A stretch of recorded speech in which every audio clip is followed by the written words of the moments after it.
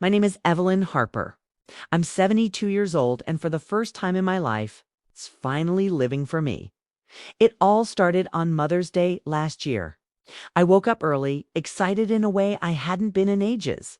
I'd planned a big brunch, fresh pancakes with blueberries from Theft Farmer's Market, crispy bacon, scrambled eggs, just the way they liked them, and that homemade orange juice my kids used to beg for when they were little. Feedable was set with my good dishes, the ones I saved for holidays. Cloth napkins he'd pressed the night before, and a vase of daisies I'd picked up with my last bit of grocery money from my Social Security check. I'd called both my kids day before to confirm. My daughter Sarah answered while she was out running errands. Her voice rushed like always. "Yeah, Mom, we'll be there. Promise." My son Jake was shorter. "Of course. Ma, see you tomorrow." I believed them. Why wouldn't I? Mothers always believe their kids. I waited. The clock ticked past 11, then noon. By 1 o'clock, the food was ready, steaming hot. I sat at the table, staring at 4 empty chairs. I called Sarah, no answer. Jake's voicemail. I texted both. "Everything's ready. Can't wait to see you." Nothing. By 2 o'clock, the knot in my stomach turned to tears. Silent tones, the kind that come from deep down. I watched families walk by my window in our quiet Charlotte suburb, moms with flowers, kids hugging them, laughing. Not me. Not this year. Not like the last few years, my birthdays, Christmases, all excuses and next time. By evening, I packed away the cold food, threw out the wilted flowers, and sat in the dark living room crying until I had nothing left. At 9:30, headlights pulled into the driveway. Sarah and Jake, dressed up fancy, Sarah in a new dress, makeup perfect, smelling like cocktails. Jake in a button-down, grinning like he'd had the time of his life. "Hey, Mom," Sarah said casually, flipping on the lights. "We just stopped by real quick." Jake gave me that smile, the one he uses when he wants something. "How was your day?" I couldn't speak. They didn't notice my red eyes or the empty table I'd just cleared. Sarah sat down. "Actually, Mom, we need to talk. Things are tight. Rent's due, my car payment, Jake's credit cards. It's about $4,000. Can you help us out? Just this once." That's when it hit me. They'd blown off Mother's Day for a party, friends, drinks, fun while I waited alone. And now, hours later, they show up for money. Something inside misnopped. Not loud, not dramatic, quiet, final. They didn't know I'd already bought the one-way ticket to a little coastal town in Florida, far from North Carolina. Far from them, it wasn't always like these. Back when they were kids, we were a real family. I grew up in a small town outside Raleigh. Married my high school sweetheart Tom at 20. He worked as a mechanic, I waitressed, and later cleaned offices. We weren't rich, but we had love. Sarah came first, then Jake 2 years later. Those early days in our modest 3-bedroom ranch house were happy. Kids running around the backyard, Tom grilling on weekends, me baking cookies after school. They called me Mommy and clung to my legs. Tom died suddenly when I was 45, a heart attack at work. He was 47. The kids were teenagers. Sarah, 18. Jake, 16. Overnight, I was a widow with bills and 2 grieving kids. Social Security survivor benefits helped a little, but not enough. I took extra jobs cleaning houses, night shifts at a diner, anything. My hands got rough, my back started aching, but I did it for them. Sarah helped with Jake cook at simple meals. Jake mowed lawns for extra cash. We leaned on each other.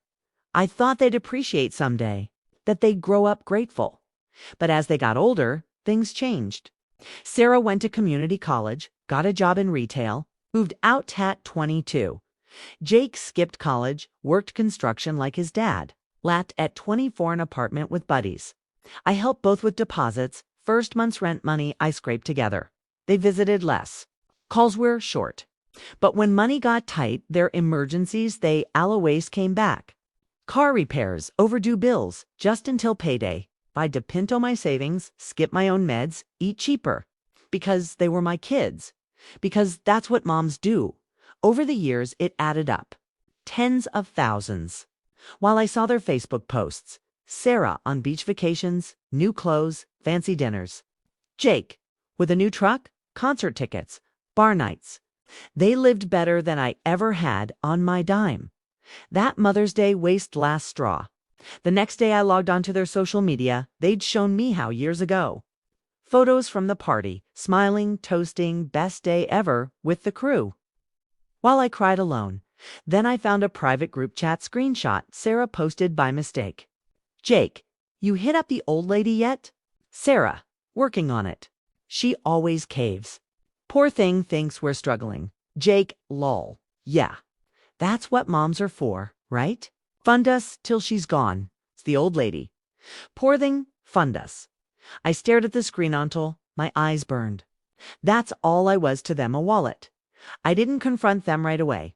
Instead, started planning, quietly. I called my old friend Margaret. From church, the one person who'd always been there for me after Tom died. She listened as I poured it all out. Evelyn, she said, you deserve better. Let's get you protected. Her niece was a lawyer in family law. I met with her, Emily Carter, sharp, kind. In her 40s, she explained, I wasn't obligated to support adult children. I could change my will, open new accounts, protect what little I had. I did. New bank account they didn't know about. Transferred most of my pension. Changed beneficiaries. Started selling old furniture, online things from the house I didn't need anymore. Built a small escape fund. I observed them too. Drove by Sarah's apartment. Saw her loading shopping bags from high-end stores. Followed Jake once out to steak dinners with a girlfriend. In that broke truck, it hurt, but it confirmed everything. I bought the ticket, one-way Greyhound to Seaside Bay. Florida, quiet retiree town on the Gulf Coast. Affordable cottages, beaches, peace. But first, I needed closure. A final dinner, I invited them 2 months later. Family dinner. Important announcement. They come, of course. Thinking inheritance talk or money. I cooked their favorites. Fried chicken, mac and cheese, collard greens, peach cobbler. Seth tabled beautifully. We ate. Small talk. Then I laid it out, screenshots, receipts totaling $35,000 I'd given them over 10 years. Their lies, the chat calling me the old lady. Their faces crumpled. Denials, excuses. We were joking. Times are hard. I showed the new will, most to Margaret and a charity for elderly abuse victims. A small portion, Tothamif, and he left no more money. Ever Sarah cried. Jake got angry. You're our mom. You can't do this. I already did, I said calmly, and I'm selling the house, moving, starting over. They stormed out. Weeks later, Sarah showed up alone. Apologies, promises to change. Too late, then a text from Jake one. They heard about the sale. Don't be crazy, Mom. Think of family. I blocked them. The house sold fast, $250,000 in a hot Charlotte market. Money to my new account. Margaret drove me to Thebes station. They showed up somehow, found out begging, angry about the house. The will. I handed final letters, all the sacrifices detailed. The truth. You were never nothing to me, I said. But I was just a bank to you. Aborted. The boss pulled away. Charlotte faded in the rear view. The ride was long overnight but peaceful. I watched North Carolina turn to South Carolina, then Georgia, finally Florida. Palm trees, sunshine, hope. Arrived in Seaside by at dawn. Salt air hit me like a welcome. Small town vibe, white beaches, quaint shops, retirees, walking dogs. Stayed at a cozy in Runby. Linda, a widow in her 70s. She became my first friend. Helped me find a cottage, 1 story, 2 bedrooms. Porch overlooking the Gulf. $120,000. Paid cash from the house sale. Furnished simply new bed. Rocking chair for the porch. Table by the window. Routine. Sunrise, caffeine, the porch, waves crashing. Beach walks, shell collecting. Reading books idleways meant to. Cooking for 1 fresh seafood from the market. Joined a seniors group book club, yoga on the beach, potlucks. Met women like me. Dorothy escaped a toxic family. Helen, widowed and done, waiting on ungrateful kids. Real friends. Laughter, support, no judgment. Called Margaret weekly. She kept the past away, no mentions of Sarah or Jake unless I asked. I never did turn 73 with a beach party cake wine. Friends singing, gifts, a handmade quilt, a painting of the sunset one evening. Sitting on my porch as the sun dipped into the Gulf pinks, oranges. Endless water. I journaled. I'm Evelyn Harper. No longer just Sarah and Jake's mom. No longer Tom's widow waiting alone.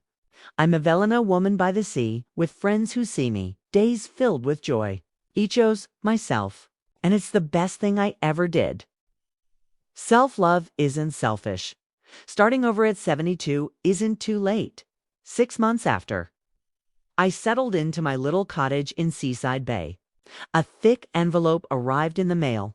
No return address, but I recognized Sarah's handwriting on the front. My heart skipped just for a moment, then settled. I wasn't the same woman who'd have torn it open with hope. I set it aside on the kitchen table and went out to my porch to watch the waves, letting the Gulf breeze decide if I was ready. I opened it the next day. Inside were 2 letters, one from Sarah, one from Jake, and a stack of photos. Old ones from when they were kids, birthdays, Christmases. Tom holding them on his shoulders, things I'd left behind on purpose. Sarah's letter was long, handwritten, tear-stained in places. I don't even know where to start. I've read your letter 100 times. The one you gave Usat the bus station. At first, I was so angry. How could you say those things? How could you leave? But then I showed it to my therapist. Yeah, I'm in therapy, know something I should have done years ago. She made me read it out loud. And for the first time I heard it from your side. You were right about everything. We used you. We took and never gave back. I look at those photos from the party we went to instead of your brunch, and I feel sick. You were alone, waiting with a table full of food. And I chose drinks with friend Shu. Don't even check on me now that money's tight. Jake and I have fought about this more than once. He's still mad, says you abandoned us. That family doesn't do that. But deep down, he knows. We're both struggling now. Real struggling. Rent's late. Cars need repairs we can't afford. And for the first time, there's no safety net. It's hard.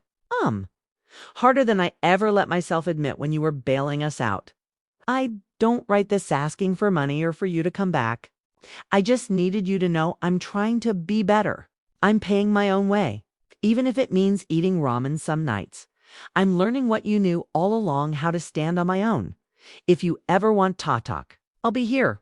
No pressure. No expectations. Just, I'm sorry, truly.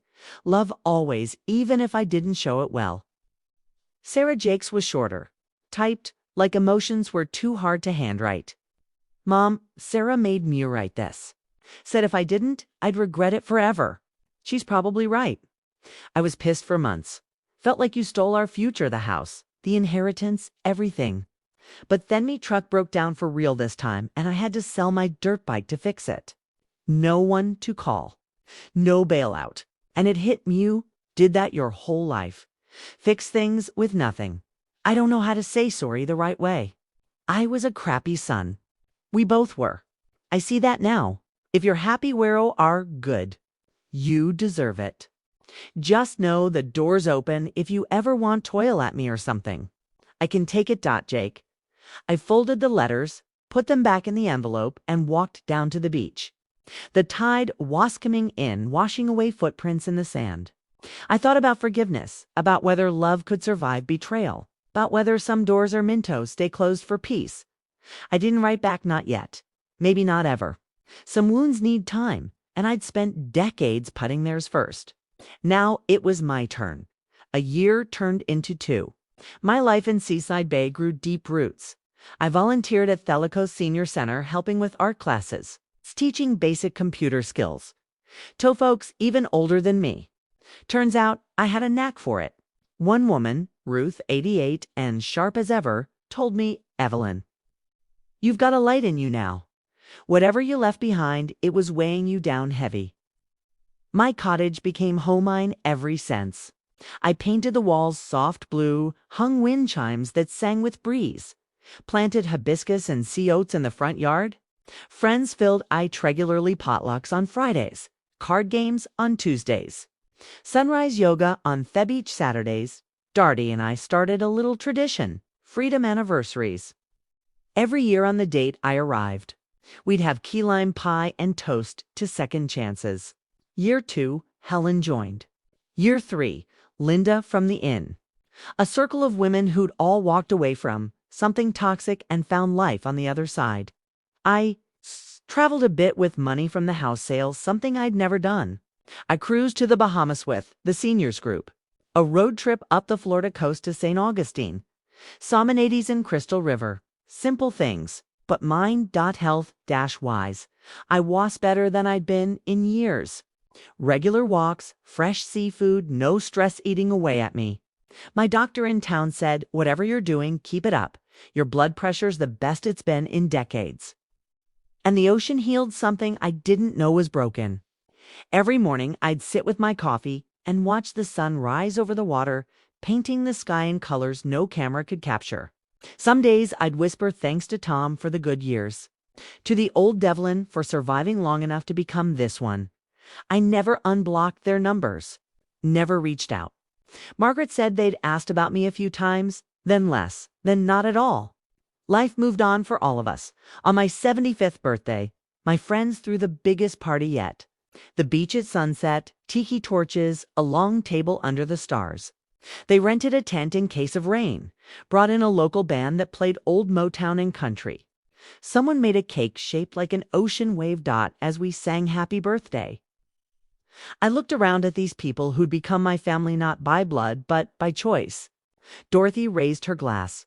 To Evelyn Harper, what taught us all that it's never too late to choose yourself. I cried. Happy terse this time. Later, walking homey alone under a full moon. The waves whispering their ancient song. I thought about the woman who'd once sat in a dark living room in Charlotte, crying over cold food and broken promises. That woman was gone. In her place was Evelyn, just Evelyn. A 75-year-old with sun-kissed skin and laugh lines, living in a cottage by the sea. Surrounded by love that was freely given and joy floor savai. Opened my journal that night and wrote, I spent 50 years being someone's mother, someone's wife, someone's safety net. I gave until I was empty. Then I learned the greatest truth. You can't pour from an empty cup forever. Sometimes the bravest thing a woman can do is refill her own. I left to save myself.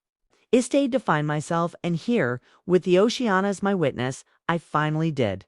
My name is Evelyn Harper. I'm 75 years old. I live by the sea. I wake up happy. I go to sleep at peace. And for the first time in my life. That's not just enough. It's everything. I closed the journal, turned off the light, and listened to the waves outside my window. Tomorrow would be another beautiful day. Another day of simply being. Evelyn. And that was the greatest gift I ever gave myself. 3 years have passed since that envelope arrived. I never wrote back. Not out of anger anymore, just peace. The space they once filled in my heart has been taken over by something fuller. Mornings with real laughter. Evenings with friends who show up because they want to. Not because they need something. I'm 78 now. My hair is completely silver. My hands more wrinkled, but my steps are lighter than they've ever been. The doctor says my heart is strong, stronger than most half your age, he jokes. I believe him.